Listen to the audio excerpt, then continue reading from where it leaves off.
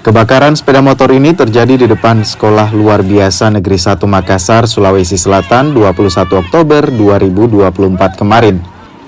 Kobaran api membesar dan langsung melahap 6 sepeda motor dalam sekejap.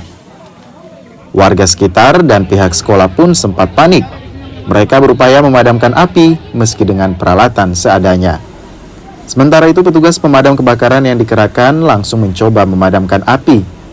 Api akhirnya padam setelah 7 unit mobil pemadam diterjunkan. Ada kebakaran, jadi kita cek lokasi, kita menuju TKP. Ternyata sampai di sini 6 unit kendaraan bermotor yang terbakar. Berapa unit pemadam Pak diturunkan? Jadi ada 7 ya. Iya, 7 unit kami turunkan karena kami kira rumah padat penduduk yang terbakar. Itu berapa jam baru bisa dianukan? Jadi tidak berselang lama kita bisa. Jadi kalau terkait ini kebakaran secara tiba-tiba, kita juga ini kan di luar dari ini sebenarnya, di luar dari pekarangan sekolah, dia pas di depan di halaman luar di depan pos.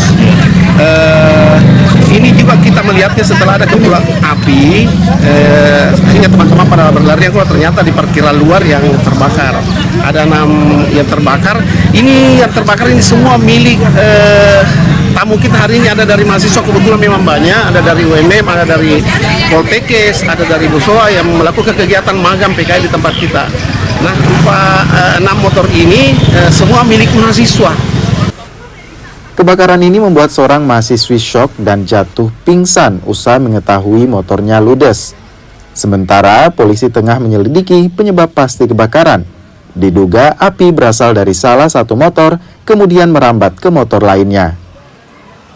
Arif Tirtana, Kompas TV Makassar, melaporkan.